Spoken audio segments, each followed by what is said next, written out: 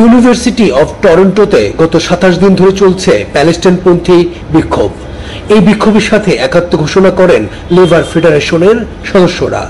Federation কর্তৃপক্ষ বলছে, ইউঅপটি কর্তৃপক্ষ যদি শিক্ষার্থীদের বিরুদ্ধে কোনো ব্যবস্থা নিতে চায়, আন্দোলনকারীদের ঢাল মোকাবেলা করেই তা করতে হবে।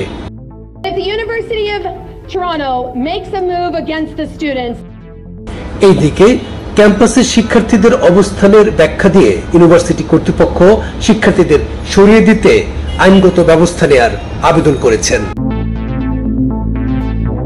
এছাড়া ইসরায়েলি প্রতিষ্ঠানের সাথে আর্থিক সম্পর্ক ছিন্ন করার বিষয়ে আলোচনার প্রতিশ্রুতি দিলেও এই বিষয়ে কোনো পদক্ষেপ নিতে নিশ্চয়তা না দেওয়ায় আলোচনায় আগ্রহী নয় বলে জানান বিক্ষোভরত শিক্ষার্থীরা।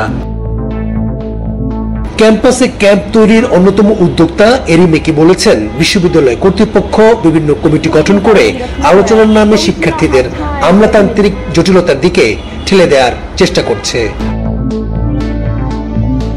এইদিকে বিশ্ববিদ্যালয়টির গ্রাজুয়েট শিক্ষার্থী ও বিক্ষোভরত শিক্ষার্থীদের মুখপাত্র সারা বলেছেন, ক্যাম্পাস থেকে তাঁবুগুলো সরিয়ে নিতে প্রশাসন তাদের উপর মারাত্মক চাপ দিচ্ছে।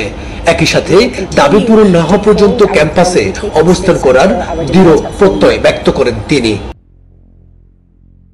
শিক্ষার্থীরা আলোচনায় আগ্রহী নয় কেন জানতে চাইলে সারা বলেন, এর আগেও নানা বিষয়ে বিশ্ববিদ্যালয়ের বিভিন্ন কমিটির সাথে বৈঠক করেও কোনো লাভ হয়নি।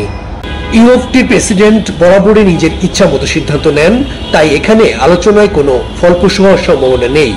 একই সাথে গাজায় চলমান গণহত্যার বিরুদ্ধে দ্রুত ব্যবস্থা নেওয়া দরকার বলে মনে করিয়ে দেন তারা। অন্যদিকে ইহুদি শিক্ষার্থীদের নিয়ে কাজ করা ব্যক্তিরা মনে করেন, বিক্ষোভের নামে প্যালেস্টাইনপন্থী শিক্ষার্থীরা ইহুদি শিক্ষার্থীদের উত্ত্যক্ত করছেন। তালুকদার বিপ্লব, ঠিকানা নিউজ ডেস্ক।